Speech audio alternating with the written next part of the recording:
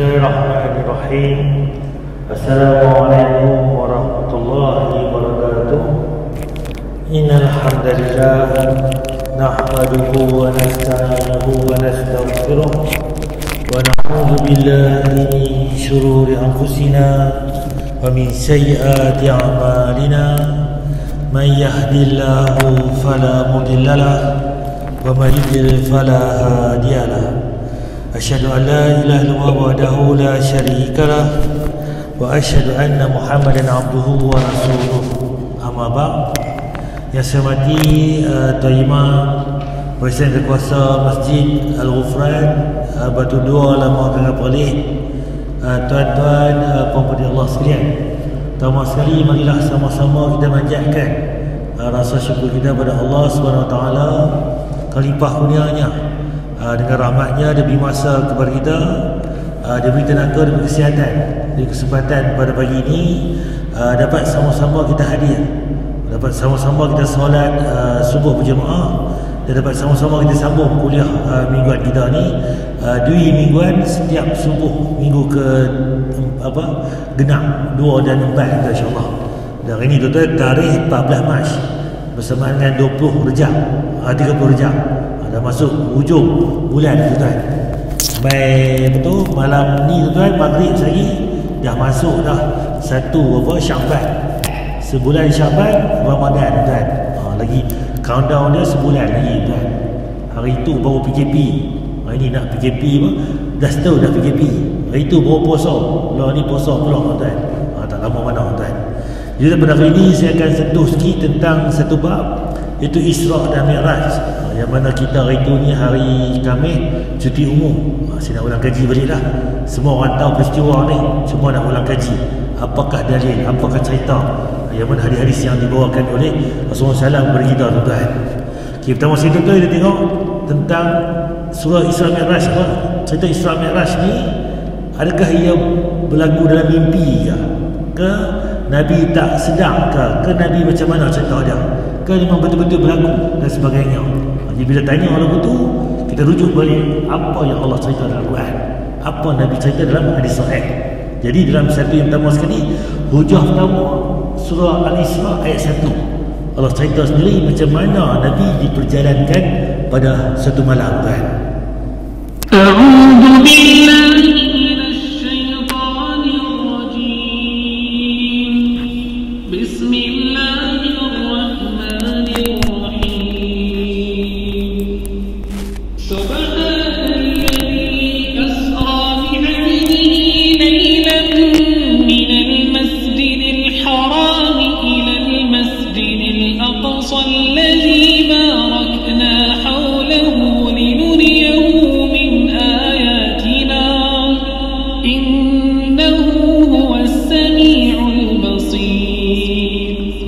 ayat pertama surah Al-Isra, Allah berfirman tuan.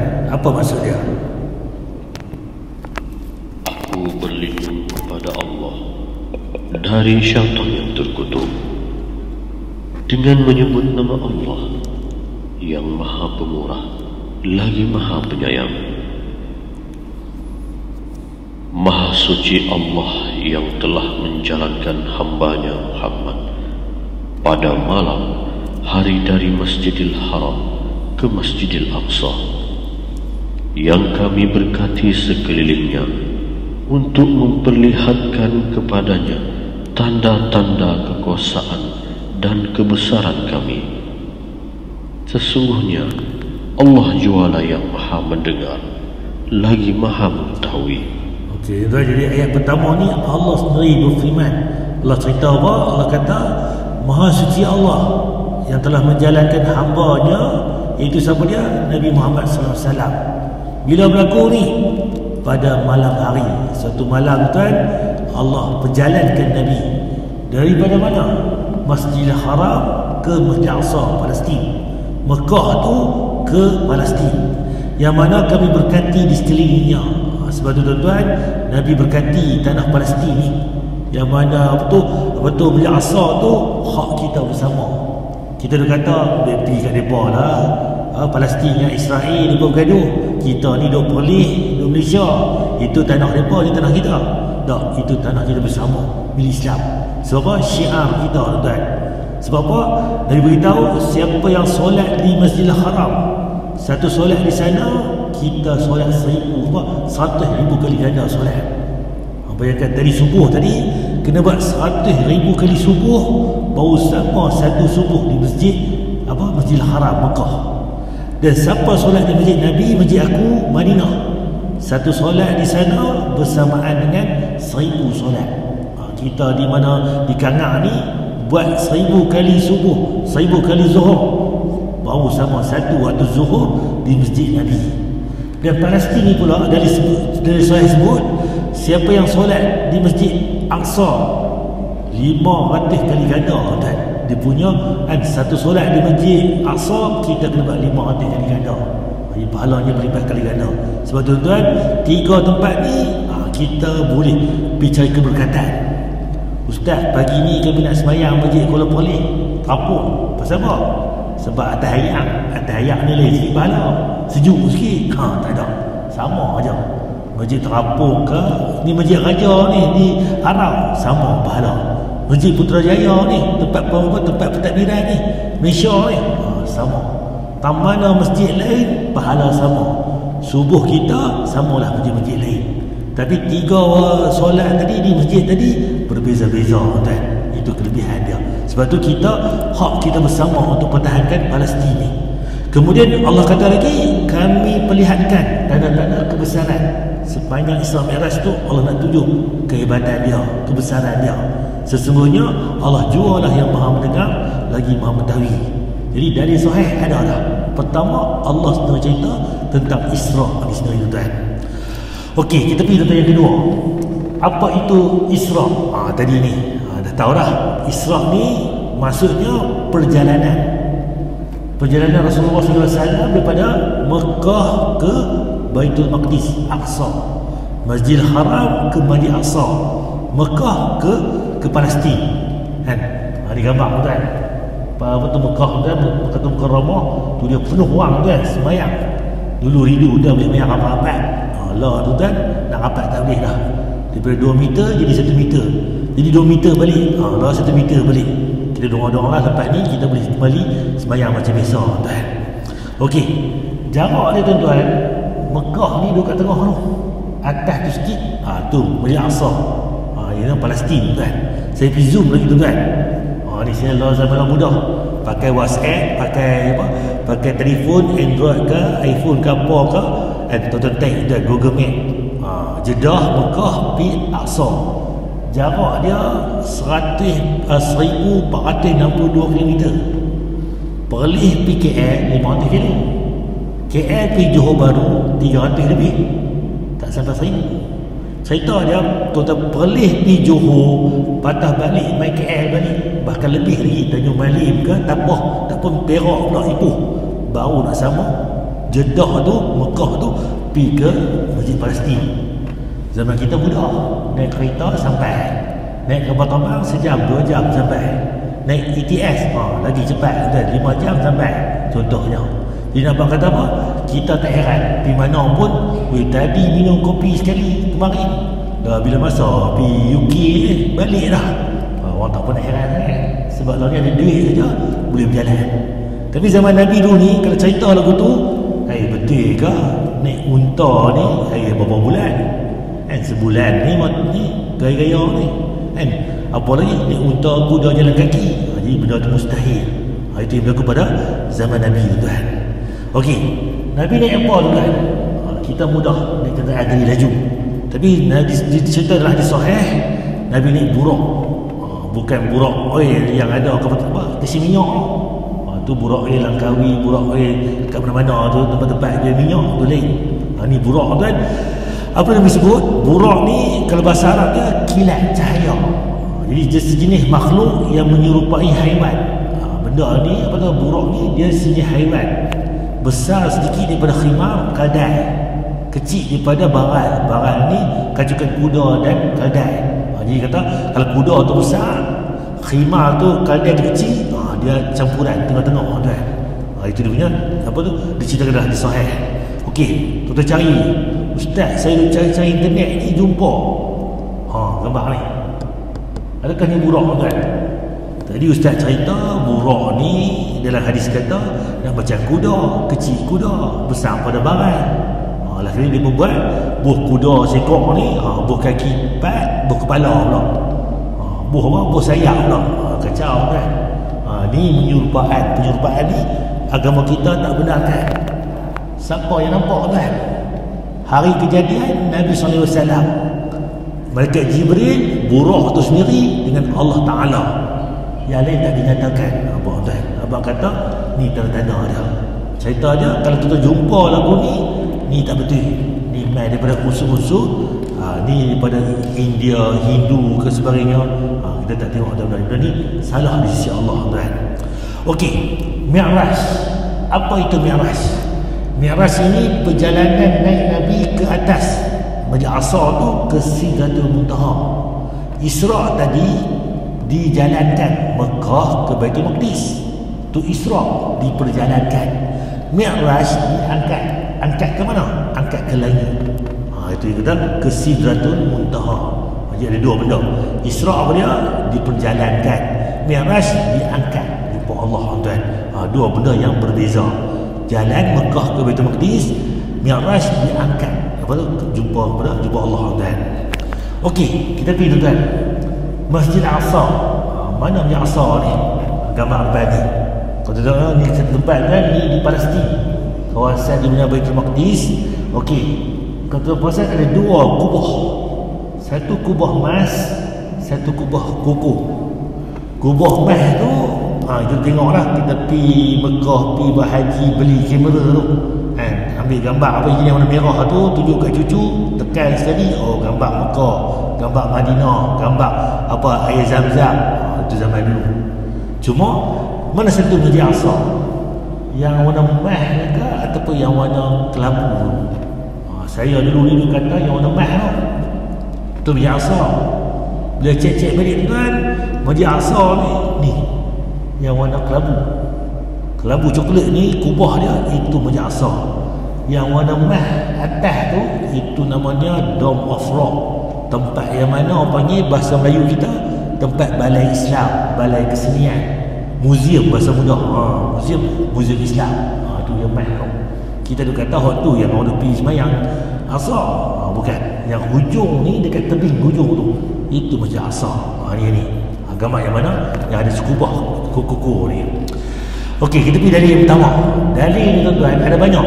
Kalau kita tengok riwayat ni, sahabat-sahabat cerita sampai 15 ke 16 cerita tentang Isra ni. Ini salah satunya yang sahih. Telah menceritakan kepada kami Syaiban bin Faruq, telah menceritakan kepada kami Hamad bin Salamah, telah menceritakan kepada kami Sabit Al-Bunani dari Anas bin Malik. Rasulullah SAW bersabda, ini Syaiban, Hamad dan Sabit, 3 orang ni. Ni siapa dia ni? Ni yang bawa hadis. Kita boleh trace ni ni. Penipu ke, pembohong ke, sekah ke, apa tu, pelupa ke, ahli maksiat ke, sebagainya, tak dikenali ke. Dari situ kita boleh nilai ada ni sahih ke, dhaif ke, palsu ke dan sebagainya. Jadi cerita dia, Rasulullah SAW bersabda, aku telah didatangi burak mai kepada Nabi, iaitu seekor binatang yang berwarna putih. Burak ni warna putih. Jadi dalil dia burak warna putih, lebih besar daripada kaldai tetapi lebih kecil daripada baral. Besar kaldai, kecil pada baral. Kuda tadi kecil pada kuda, besar pada kaldai. Ia merendahkan tubuhnya sehingga perut burak tadi sampai hujung. Dapat kata dia dilentok tak lentok, dia boleh merendah perut dia tu sampai hujung. Itu binatang burak ni. Beliau bersabda lagi, maka aku segera menunggainya. Nabi naik atas burak tadi, Nabi sampai ke Baitul Maqdis. Mekah tadi sampai Baitul Maqdis. Tu kata dari kita belajar dulu kan, boleh tak kita tidur kat masjid iktikaf? Dalil dia, sebelum dalil ni Nabi sebut, aku pada suatu malam di Mekah aku tertidur. Nabi tertidur kat Mekah tu, ke Baitullah tu, dan ditemani oleh malaikat. Nampak Nabi pun pernah tidur kat masjid. Kita boleh iktikaf tidur dalam masjid? Boleh. Itu dalil dia. Lepas tu cerita dia sambungan ini tuan, yang mana Nabi dijemput oleh malaikat naik burak tuan. Daripada mana? Mekah ke Baitul Maqdis. Okey, dalil beliau bersabda lagi. Nabi Nabi cerita lagi, kemudian aku mengikatnya pada tiang masjid. Nabi lepas sampai di Baitul Maqdis, Nabi ikat buraq tadi dekat tiang masjid, sebagaimana yang biasa dilakukan oleh para Nabi. Nabi sebelum ni pun dah pernah sampai ke Baitul Maqdis, mereka pun ikat tunggangan mereka, unta ke kuda ke apa ke, dia pun ikat di tiang masjid. Bila tengok balik, kita silang balik, kalau masjid yang warna emas ni Dome of Rock, tiang tak ada kan. Bila tengok balik Masjid Al-Aqsa ni, nampak ada banyak tiang. Jadi sahihnya cerita Nabi, dan dalil ni menguatkan lagi. Rupanya dulu-dulu ni, zaman sebelum Nabi Muhammad, peristiwa Isra Mi'raj ni, Nabi-Nabi terdahulu dah sampai dah Baitul Maqdis. Dia pergi ikat di mana? Ikat di tiang-tiang masjid ni, binatang tunggangan mereka. Ni dalil tuan, sahih tuan. Okey, kemudian Nabi pun masuk dalam masjid. Nabi menunaikan solat 2 rakaat. Ustaz, macam pelik, Nabi mana bayang lagi? Sebab perintah semayang selepas Isra Mi'raj. Ni Nabi main Nabi semayang dulu 2 rakaat. Macam mana Nabi tahu? Cerita dia, umat sebelum kita pun dah ada solat. Bani Israel solat macam mereka, syariat mereka. Nabi Isa, sebab tu Nabi Isa kita Injil, Nabi Isa semayang dahi kena lantai. Nabi Musa semayang pun dahi kena lantai. Kita semayang lah pun dahi kena lantai. Cuma cara dia, kaifiat dia berbeza dengan Nabi pilih. Sebelum peristiwa Isra Mi'raj dah ada solat. Pagi sekali, petang sekali, 2 rakaat. Ini dalil dia. Okey, kemudian selepas semayang 2 rakaat tu, aku keluar. Nabi keluar daripada masjid itu, tiba-tiba aku didatangi oleh Jibril. Mereka Jibril mai jumpa bawa Nabi, membawakan semangkuk arak dan semangkuk susu. Jadi Nabi lepas habis semayang tu nak keluar masjid, Jibril bawa mai kepada Nabi 2. Satu ada arak, satu susu. Dan aku memilih susu. Nabi ambil susu. Kemudian Jibril berkata, kamu telah memilih fitrah. Kamu pilih itu betul lah. Sebab apa? Kalau ambil arak tadi yang alih, alba, maksiat sebagainya, memabukkan. Jadi Nabi pilih susu tu fitrah. Okey, tu habis Isra. Kita pergi Mi'raj pula, peristiwa ni pula sambungan. Lalu Jibril membawaku naik ke langit. Ni poin dia kan, Nabi dibawa naik ke langit. Tuan tahu tak, pada tahun yang Nabi jadi Isra Mi'raj ni, ada 2 tahun kedukaan. Isteri dia meninggal, iaitu Khadijah, dan bapa saudara Nabi, iaitu Abu Talib, meninggal. Kemarin tuan, semalam ni ada forum di Masjid Perawah Datuk Kiamat. Lah orang tak pergi Masjid Perawah dah, tukar nama Masjid Ali bin Abi Talib. Tak mana ni masjid, tak pernah dengar pun. Tu Masjid Datuk Kiamat. Kalau jampi antara bulan Nabi pergi teri tu, Masjid Datuk Kiamat tu nama dia Perawah, tukar nama Masjid Ali bin Abi Talib. Sebenarnya ni forum lah tentang apa cerita Ali bin Abi Talib ni, macam mana dan sebagainya. Okey, Nabi dibawa naik ke langit. Siapa bawa? Jibril AS. Cuma cerita dia disebut ketika Nabi nak naik ke langit dengan Jibril, rupanya tingkat pertama ni, langit ni ada banyak tingkat. Ada penjaga langit pertama kan, itu malaikat. Apa malaikat tanya? Siapakah kamu? Dia tanya Jibril. Siapakah engkau? Aku Jibril. Siapa bersama engkau? Muhammad. Adakah ia diutuskan? Ya, ia Nabi, ia Rasul diutuskan. Kemudian barulah mereka dua ni dibenarkan masuk ke dalam langit yang pertama tadi. Ustaz, soalan dia, bintang langit, bulan, matahari ni langit ke berapa? Yang kita duki Zuhal, Marih, tanpa Pluto yang ada tu, wallah malam, mungkin waktu pun tingkat pertama pada lepas ni. Sebab apa? Malaikat Jibril dengan Nabi Muhammad SAW pun tak dibenarkan naik langit yang kedua. Dia ada sekatan kan, bahasa boleh kita roblong kan. Dan menarik pada pasal yang jaga tu tanya, siapa engkau? Aku Jibril. Takkan malaikat tak kenal Jibril, ketua malaikat ni macam kita, ketua polis lekat nampak ni, ketua balai kanan, ketua polis pelik, ketua polis negara kan, takkan tak kenal. Dan nampak kata tu kan, ada dia punya cerita, dia kata malaikat pun tak kenal semua. Bahkan sebab malaikat ni antara makhluk yang paling banyak Allah cipta. Kita rasa apakah bukti dia? Kata malaikat ni makhluk paling banyak Allah cipta kita kan sentuh sekali lagi. Jadi langit pertama tadi dah jawab tadi, baru dibuka. Kemudian di sana tuan-tuan, setelah dibuka, tiba-tiba aku bertemu dengan Nabi Adam. Dia menyambutku serta mendoakanku dengan kebaikan. Langit pertama tu jumpa dengan Nabi Adam AS.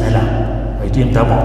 Kemudian berlaku lagi, Nabi naik ke langit yang kedua bersama dengan Jibril tadi. Kemudian sama juga malaikat yang jaga langit kedua tanya, siapakah engkau? Aku Jibril. Siapa bersama kau? Muhammad. Adakah yang diutuskan? Dia Nabi? Ya, Nabi diutuskan. Baru nak masuk langit kedua. Dan di sana tuan-tuan, Nabi SAW berjumpa dengan Isa putra Maryam dan Yahya bin Zakaria. Dua Nabi Isa dan Nabi Yahya. Dan mereka pun menyambut Nabi Muhammad dan mendoakan aku kebaikan. Nampak ni baru langit yang kedua. Cerita yang ketiga pula sama juga. Naik langit ketiga pun sama, ditahan, ditanya siapa sebagainya.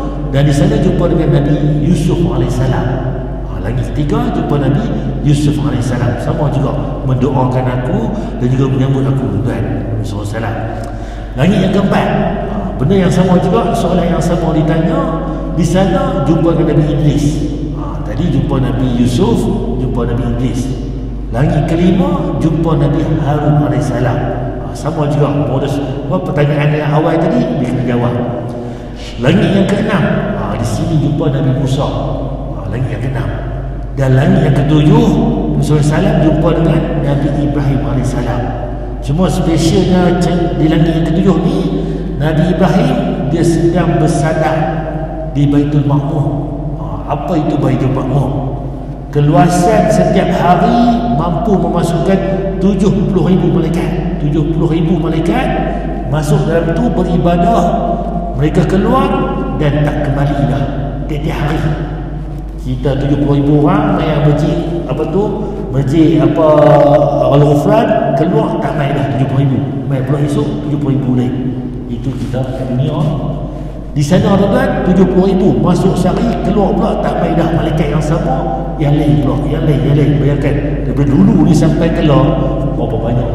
Jadi ciptaan malaikat ni antara paling banyak Allah cipta tuan. Di mana ni? Di Baitul Ma'mur. Okey, soalan dia, apa itu Baitul Ma'mur? Ustaz pernah dengar pula Baitul Izzah. Apa Baitul Ma'mur dan apa itu Baitul Izzah? Kita tengok bagi Ustaz. Donasi dakwah Yufid. Yuk berikan amal jariah terbaik Anda untuk dakwah dan pendidikan Islam. Izzah, rumah di langit dunia. Baitul Izzah, rumah di langit dunia. Ada dua rumah di langit. Satu, Baitul Ma'mur. Dua, Baitul Izzah. Okey, ada dua rumah. Baitul ni rumah. Baitul apa itu tadi? Contoh Baitul Umar, rumah Umar. Baitul Aziz, rumah Aziz. Contoh. Ini nama Baitul Izzah, Baitul Ma'mur. Jadi dua rumah ni ada di langit. Langit yang mana? Kita sentuh balik. Mengenai Baitul Ma'mur, Allah jadikan tempat ini sebagai sumpahnya di surat At-Tur, yang artinya demi Baitul Ma'mur. Quran surat At-Tur ayat 4. Juga disebutkan oleh Nabi SAW dalam hadis yang sangat panjang, bercerita tentang peristiwa Isra Mi'raj. Dari sahabat Malik bin Sa'sa'ah bahwa Nabi SAW menceritakan, kami mendatangi langit ketujuh, lalu aku mendatangi Nabi Ibrahim. Aku memberi salam kepadanya dan beliau menyambut, selamat datang putraku, sang Nabi. Lalu aku melihat Baitul Ma'mur. Aku pun bertanya kepada Jibril. Lalu beliau menjawab, ini adalah Baitul Ma'mur. Setiap hari tempat ini dikunjungi 70.000 malaikat untuk melakukan sholat di sana. Setelah mereka keluar, mereka tidak akan kembali lagi ke tempat ini. Nampak? Nabi tanya, apakah tempat ini? Ini Baitul Ma'mur, yang mana dia 70.000 malaikat akan masuk setiap hari, akan solat di situ. Bila keluar dia tak balik dah, akan main pula. Lepas itu malaikat yang lain pula, hari demi hari tuan. Hadis riwayat Bukhari dan Muslim. Jadi hadis kuat, sahih Bukhari dan Muslim. Nabi SAW juga bersabda, yang artinya Baitul Ma'mur ada di langit ketujuh. Mana dia berada? Langit 7. Bersama siapa? Bersama Nabi Ibrahim AS. Dalil yang kita baca tadi. Setiap hari dimasuki oleh 70.000 malaikat dan mereka tidak kembali lagi. Hadis riwayat Ahmad dan disahihkan Syuaib Al-Arnaud. Nampak tadi Bukhari Muslim sahih dah. Yang ini pun sama juga sahih. Hadis Ahmad. Adapun Baitul Izzah adalah tempat di langit dunia. Baitul Izzah ni tak mana pula. Ni langit dunia. Tadi langit 7. Ni langit dunia. Di kita ni lah. Wallahu alam tak mana, kita tidak tahu. Mengenai keberadaannya disebutkan dalam riwayat Ibnu Abbas radhiyallahu anhu. Beliau mengatakan, Al-Quran dipisahkan dari Al-Dzikr, yaitu Lauhul Mahfuz, lalu diletakkan di Baitul Izzah di langit dunia. Tuan-tuan perasan tak? Kalau tuan perasan balik, kita nak jumpa Ramadan ni ada 2 tarikh. Allah kata, aku turun Al-Quran pada malam Lailatul Qadar. Bila itu Qadar? 21, 23, 25, 27, 29 hari-hari ganjil. Tapi kalau tuan perasan balik, kita 17 hari bulan Ramadan kita cuti umum. Apa dia? Nuzul Al-Quran. Al-Quran turun juga. Pening ni kamu. Tadi kata bulan apa tu Ramadan, bulan ganjil 20 kata. Yang kita sambut 17 hari bulan tu tak sampai 20 hari bulan lagi. Ni beza dah. Langit turun Al-Quran sekaligus pada suatu malam. Yang betul-betul tu Baitul Izzah tu secara beransur-ansur. Hari ni dari apa cerita, esok malaikat Jibril bawa pada Nabi cerita apa pula, apa arahan, apa dia beransur-ansur. Tu beza dia. Nampak dalil berdalil. Sebab tu seronok kan belajar agama ni, bila kita belajar dalil yang sahih. Dalil tadi cerita, yang ni pun cerita. Dia ada kaitan, dia tak bertemu, dia membenarkan satu dengan lain. Kalau hadis palsu, hadis ni baik, Nabi cerita lagu lain, ni cerita lagu lain pula, dia akan bertemu kan. Sebab tu kan kita Allah ni cari hadis yang sahih kan. Kemudian Jibril menyampaikan kepada Nabi SAW. Hadis riwayat Hakim, Ibnu Abi Syaibah dan disahihkan Ad-Dhahabi. Az-Zarqani memberikan komentar untuk riwayat Ibnu Abbas. Hadis ini mauquf sampai Ibnu Abbas, hanya saja dihukumi marfu sebagaimana sabda Nabi SAW. Berdasarkan kaidah bahwa perkataan sahabat untuk masalah di luar logika dan dia bukan termasuk orang yang suka menerima berita Israiliyat, maka status perkataannya sama seperti sabda Nabi SAW. Beliau melanjutkan, tidak diragukan lagi bahwa turunnya Al-Quran ke Baitul Izzah termasuk berita gaib yang tidak bisa diketahui kecuali melalui Nabi SAW yang maksum. Dan Ibnu Abbas juga bukan orang yang dikenal suka menerima berita Israiliyat, sehingga perkataan beliau dalam hal ini boleh dijadikan dalil. Mana Al-Urfan. Jadi Ibnu Abbas ni dia tak ambil cerita-cerita Israiliyat. Cerita dia tu dia membenarkan apa yang Nabi sebut tuan. Okey. Cerita yang ketiga pula. Kemudian aku dibawa ke Sidratul Muntaha. Daun-daunnya besar seperti telinga gajah dan ternyata buahnya sebesar tempayan. Tadi Baitul Ma'mur.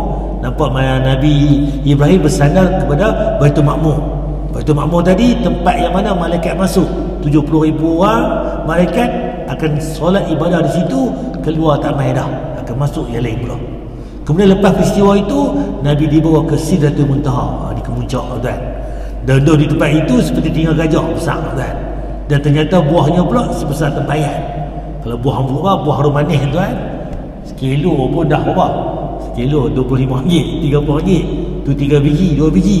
Kalau besar tempayan tuan, dia bayang tuan. Buah harum manis besar tempayan dia sekilo apa kan. Dia punya apa tu bayangan dia, tempat itu lain pada kita kan. Beliau bersabda lagi, ketika beliau menaikinya dan dengan perintah Allah, Nabi masuk ke Sidratul Muntaha dengan perintah Allah. Maka Sidratul Muntaha tadi berubah bentuk, tadi yang awal tadi ni berubah jadi tidak seorang makhluk pun dari makhluk Allah yang mampu menggambarkan keindahannya. Kalau kita pergi Cameron Highland, tempat ni cantik, bunga ni elok. Pergi Switzerland, tempat Bukit Bakau no indah, ada ayam apa semua terjun lagi. Pergi mana, Teluk mana ke, Tasik mana ke, cantik. Tapi tempat Situ Muntaha ni, manusia yang mana dah tak pernah masuk, tengok lagi yang cantiknya tempat itu. Lalu Allah memberikan wahyu kepada beliau dengan mewajibkan solat 50 waktu sehari semalam. Itu arahan dia. Kita semayang hari ni 5 waktu. Rupa-rupanya asal semayang kita ni 50 waktu. Ini dalil dia, tuan-tuan. Lalu aku turun dan bertemu dengan Nabi Musa. Di mana ni? Tingkat ke-6 tadi. Dia bertanya, apakah yang difardukan oleh Tuhanmu Allah kepada umatmu? Apa yang Allah bagi pada umatmu? Jadi apa yang Nabi SAW jawab? 50 waktu solat. Bayangkan 50 waktu. Bila dengar lagu tu, Nabi Musa pun berkata, kembalilah kepada Tuhanmu, mintalah ringan, minta kurang lagi, kerana umatmu tak mampu melaksanakannya. Umat kau tak mampu nak buat. Aku pernah mencuba Bani Israel dan menguji mereka. Nampak, Nabi Musa pun pernah cuba pada Bani Israel. Beliau bersabda lagi, aku kembali jumpa Tuhan, lalu berkata, wahai Tuhanku, wahai Rabbku, berilah keringanan pada umatku, kurang sikit, kurang pada umatku. Lalu Allah SWT pun mengurangkan 5 waktu dari beliau. 50 tadi kurang 5, baru 45 tuan. Lalu aku kembali jumpa Nabi Musa, tingkat 6 tadi, turun balik, dan berkata, Allah telah mengurang 5 waktu solat daripada aku. Nabi Musa berkata, umatmu tak mampu laksanakan, jumpa lagi Allah, minta kurang lagi, minta ringan. Itu kata Nabi Musa. Beliau bersabda, aku berulang alik. Bila dengar tu, dia ulang alik jumpa Allah ni banyak kali, sehingga Allah berfirman, wahai Muhammad, sesungguhnya aku fardukan 5 waktu sehari semalam. Last sekali itu 5 waktu tinggal. Daripada 50, 45, kurang, tinggal 5 waktu. Dan Allah sebut pula, setiap solat fardu dilipat ganda dengan 10 kali lipat. Semayang kita hari ni satu rakaat, satu solat 5 waktu ni sama dengan 50 waktu. Satu solat kali dengan 10 tuan. Begitulah juga barang siapa yang berniat. Dari yang cantik lagi, Allah sebut sini, siapa yang berniat baik, maka dicatat baginya tapi tak buat, dia dapat satu kebaikan. Tuan balik saya nak buat duha lagi pukul 9.30 pukul 10, tiba-tiba tak buat pun duha, niat saja, tuan dapat satu dah pahala tuan. Tiba-tiba tuan buat pula ke amalan baik tu, dicatat 10 kali kebaikan. Tuan buat pula lagi pukul 11 lagi, 10 lagi, buat duha betul, bukan kata saja, bukan niat saja, dapat 10 kebaikan tuan. Nampak cantik tak cantik Allah bagi pada kita. Kemudian kita lagi sebaliknya, kalau kita niat nak buat jahat tetapi tidak melakukannya, nescaya tidak dicatat banyak sesuatu pun. Niat nak mencuri, niat nak merompok, niat nak buat maksiat, tapi tak buat pun, tak dapat apa tuan. Tiba-tiba tuan buat juga, mengerjakan kejahatan itu, maka dicatat baginya satu kejahatan. Buat jahat, Allah tak kata 10 kali ganda. Jahat ni bagi 10 kali ganda dosa, tak, Allah bagi satu saja. Buat 5 jahat, 5 kejahatan dosa dapat. 10 jahat, 10. Tak ada Allah kata ganda hang jahat ni buh 100, buh 20, buh 30. Tak, satu kejahatan, satu dosa tuan. Nampak sayangnya Allah pada kita. Kebaikan tak buat lagi, dapat pahala dah. Buat pula dapat ganda 10 kali lipat. Kemudian aku turun sehingga jumpa dengan Nabi Musa. Lalu aku memberitahu kepadanya, dia masih saja kata, kembalilah kepada Tuhanmu, minta keringanan. Aku menjawab, aku terlalu banyak berulang alik kepada Allah sehingga menyebabkan aku malu padanya. Wahai Nabi Musa, 5 ni pun cukup dah. Aku berulang 50 tadi ni, kurang dah jadi 5. Aku malu pada Allah kan. Tu saya tanya, kita semayang 5 waktu, tapi ibadah kita tu diganda dengan 10 kali ganda. Sama dengan 50 waktu solat kita, pahala tu. Sebab umat Nabi Muhammad tak lama mana, 60-70 umur umat Nabi Muhammad. Hadis riwayat Muslim sahih kan. Okey, habis cerita bab Isra Mi'raj ni tentang apa? Tentang solat. Itu yang Nabi terima daripada Allah SWT. Kita ke mana pun malas kan, kena solat kan. Ibadah lain gagah lagi lah. Kalau tak mau puasa sunat, tak mau buat benda-benda lain ni, solat kena buat. Bila main nanti 5 waktu kita buat, baru dia akan main rajin. Duha, tahajud, witir, solat sebagainya, qabliyah, ba'diyah, dia akan main. Jadi kalau kita 5 waktu ni tak jaga, mana mungkin nak buat solat-solat sunat yang lain. Okey, saya ulang kaji balik. Ni plan dia punya infografik. Langit pertama tadi, dalil sebut tadi, ada malaikat yang jaga setiap langit tadi. Malaikat akan tanya, siapa engkau? Aku Jibril. Siapa bersama engkau? Muhammad, Nabi Muhammad. Adakah ia Nabi diutuskan? Ya. Baru dibuka pintu langit, jumpa Nabi Adam. Langit kedua, Nabi Yusuf. Langit ketiga, Nabi Isa dan Yahya. Langit keempat, Idris. Nabi kelima, Nabi Harun. Langit keenam, Nabi Musa. Langit ketujuh, Nabi Ibrahim.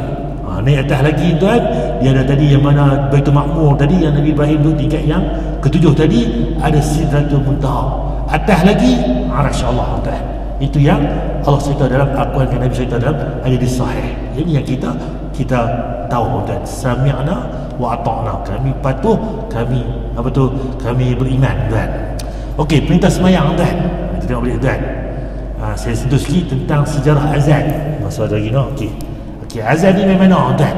Kita nak sembahyang ni mesti kena tahu cara azan dulu. Kan? Dalil dia tuan, pada tahun pertama hijrah disebut dalam hadis Ibnu Umar, anak Umar Al-Khattab. Kaum muslimin dahulu ketika datang ke Madinah berkumpul, lalu diperkirakan waktu solat tanpa ada orang seru. Awal dia dah terima sembahyang, tapi tak ada orang nak azan, tak tahu lagi. Sehingga mereka berbincang pada zaman tu, pada masa tu, ada yang kata cadangan, kita gunakan loceng panggil orang sembahyang, macam mana orang Kristian buat tu, Nasara. Dan ada yang kata pula kita guna trompet, tiup trompet. Sebab apa? Orang Yahudi nak panggil pi kuil, pi tempat ibadah mereka, tiup trompet. Jadi dia dengar itu tak mau. Sebab apa? Kita ikut agama lain. Jadi maka Umar pun berkata, tidakkah kita melantik seorang untuk suruh azan, lantik orang panggil azan. Lalu Rasulullah SAW pun bersabda, wahai Bilal, bangun dan serulah solat. Wahai Bilal, tu yang Tok Bilal panggil tu. Sebab apa nama Bilal? Orang Tok Bilal sebab nama Bilal bin Rabah. Dia yang antara orang yang awal yang suruh azan. Jadi cerita dia Tok Bilal ni lah yang azan. Tu cerita yang sejarah kata Bilal bin Rabah ni dia yang lakukan azan. Satu dunia, satu Malaysia kita pun panggil Tok Bilal kan. Hadis Bukhari. Okey, contoh tuan. Ni. A'udzu billahi minasyaitonir rajim. Bismillahirrahmanirrahim.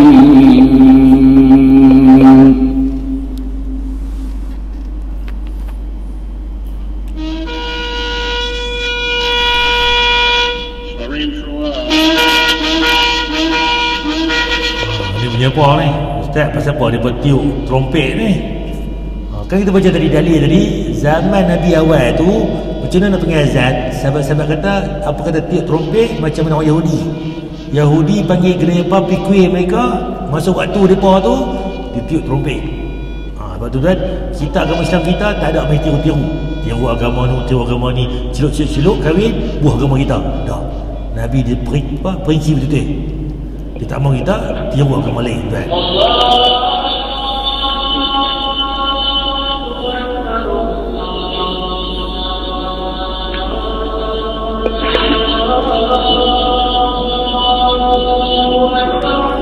Okey, ni azan di mana ni? Ni Syadian Cina. Sama tak dia azan kita azan tadi subuh? Sama tuan. Mekah ke Madinah ke UK ke Amerika ke India ke Indonesia ke Thailand ke, semua azan sama. Cuma suara lah beza kan? Tapi sebutan lafaz-lafaz semua sama. Tapi azan Syiah lain. Dia tambah asyhadu anna Ali waliullah. Dia tambah rakaat ketiga. Asyhadu an la ilaha illallah, asyhadu anna Muhammadar Rasulullah, asyhadu anna Ali waliullah. Syiah tambah rakaat ketiga tuan. Itu Syiah. Allahu Akbar, Allahu المجاهدين في جبهة الأسر العديد. Ni di Gaza tuan. Ketika perang tuan, memang ada dalil kata boleh kita lakukan azan. Fungsi azan. Satu ketika nak masuk waktu, subuh, zuhur, asar, maghrib, isyak. Ketika perang pun sunnahnya kita azan. Ustaz ni hujan lebat ni, ribut kuat ni, macam mana ni? Kita boleh berdiri, kita azan untuk menghindarkan angin kuat dan sebagainya, tuan. Jadi kita sesat dalam hutan ke semuanya pun boleh guna azan untuk bantu kita, tuan. Okey, ni yang lain, tuan.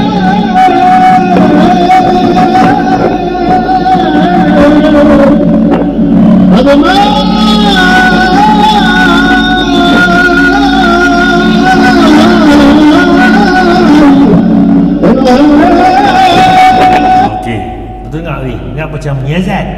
Ni bukan azan. Ni panggil semayang. Orang Yahudi panggil semayang, tiru azan kita. Dulu ni kita tak ada azan, kita cadangan suruh tiru mereka.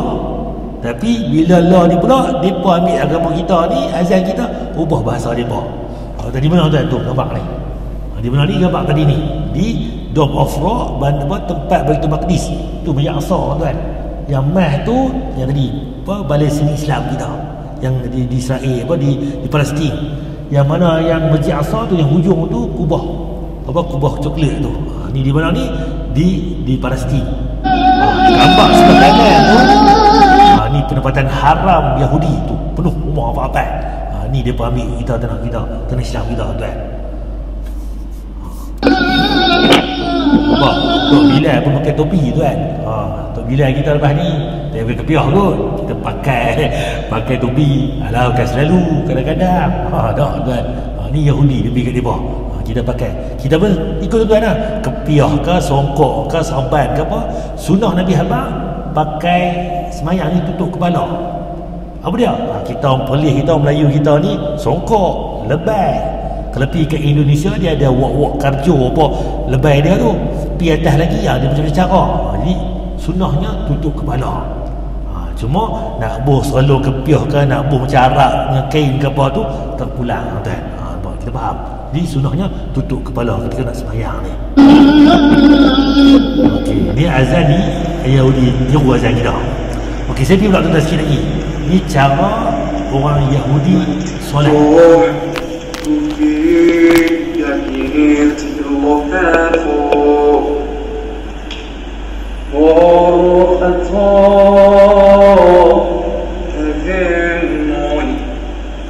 Apa? Dia ada qiyam dia ada rukuk apa? Dia qiyam dia ada sujud dia, kan?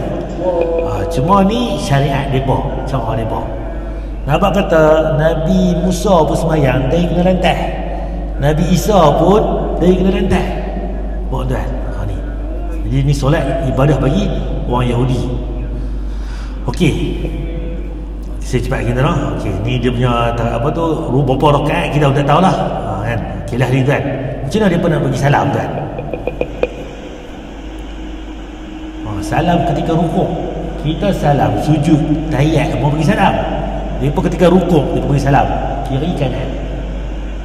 Lepas habis rukuk apa salam, tuan? Dia pun terlentang, tuan. Zuhur nanti boleh dari imam. Kita try ala satu waktu je. Jangan, tuan, kacau. Saat lagi saya masuk dalam ni. Siapa ajak ni? Ustaz Umar ajak. Kacau. Ni ibadah orang Yahudi. Bibi kat depa lah cara depa. Nak apa kata, tuan? Kalau kita tengok balik, kan baru ni 2-3 hari lepas disebut kata Mahkamah Sabah Sarawak membenarkan perkataan Allah digunakan, tuan. Kita pun melenting ni pasal apa guna Allah ni. Kalau kita fikir balik secara dakwah, tuan, itu lagi mudah kita ajak dia masuk Islam. Apa sembah ni? Sembah Tuhan. Nama apa? Allah. Dia sama dengan Tuhan kami, Allah. Nampak, tuan? Sebab apa? Kalau Tuhan nampak Allah, kami sayang Nabi apa? Nabi Isa buka kita Injil apa? So dia buka kita Injil apa? Nabi Isa semayang, dahi kena lantai. Dahi ni sujud lantai ni. Lah ni apa semayang macam mana? Duduk gereja, duduk atas kursi menyanyi ayat. Ini lebih gereja kat Arab, kat apa? Depan kos derma tu, tapi tak nak pakai TV kan. Nampak tak? Jadi itu, tuan. Siapa sayang Nabi Isa? Kami. Dahi kena lantai. Nabi Isa semayang, dahi kena lantai. Apa semayang? Tak tiru Nabi Isa pun. Poin kedua, Nabi Isa sebut dalam kitab Injil hampa dia baca lah ni, Nabi Isa berkhatam masuk Jawi. Siapa berhadap lah ni? Cik-cik balik, ni kami orang Islam ni semua berhadap sayang Nabi Isa. Apa? Siapa sayang Nabi Isa lagi? Kami sayang Nabi Isa lagi. Nampak tak? Jadi cara kita ni lagi mudah masuk Islam ni bang. Tapi kita macam mana ustaz? Kita mayang pun tak, anak pun Quran pun tak baca, baca buku nanti kitab Injil nampak Allah terpesong akidah. Betul lah tuan. Dan kita pun tak kemas. Try kita kemas tuan. Tak nak masalah, bahkan ini batu tanggung untuk kita ajak depa amal ni masuk Islam. Nampak tak? Jadi kita tuan tengok balik tuan. Sebab agama Allah ini daripada Nabi Adam dulu semua agama tauhid. La ilaha illallah. Semayang saja cara Nabi Isa, Nabi Musa ibadah mereka. Tapi bila main Nabi Muhammad, yang lain dia tak hapus. Kena peluk agama Islam, ikut syariat Nabi Muhammad SAW. Itu dia punya cara tuan. Okey, lahir tuan. Okey, yang tak solat tuan. Lahir tuan, saya duduk tuan. Masih ramai yang meninggalkan solat. Suatu keparduan yang paling besar dalam Islam. Orang yang tidak mengerjakan solat ini tidak layak bernama Islam. Kerana orang yang tidak solat musuh Allah, musuh malaikat, musuh para rasul, musuh para nabi, musuh orang yang beriman. Tetapi kita tak pandang meninggalkan solat sebagai satu jenayah. Bagi kita jenayahnya ialah isap dadah ataupun rokok dan samu. Meninggalkan solat tak ada apa. Bahkan ada orang yang dia hormati walaupun dia orang yang tidak semayang. Hukumnya haram kita cium tangan orang yang tidak semayang. Tapi kita ni jahil, tidak ada ilmu, tangan orang yang tidak semayang dia cium. La ilaha illallah. Tok guru kita kata baik kita cium hidung kambing daripada kita cium tangan orang yang tidak semayang. Kerana orang yang tidak semayang telah pun dijanjikan masuk neraka sakar. Allah hikayatkan dalam Quran. Malaikat bertanya, ma salakakum fi saqar? Apa sebab kamu duduk dalam api ni lama sangat ni? Sampai berjuta-juta orang duduk di dalam api. Maka jawab mereka itu, lam naku minal musallin. Kami bukan penjenayah hebat, kami bukan rompok bank, kami bukan perogoh bersiri, kami bukan geng pancung kepala orang. Cuma kami tidak solat. Tidak solat tak kira anak raja, anak permaisuri, anak menteri, presiden dunia ni pun sekalipun pasti Tuhan letak di dalam neraka sakar.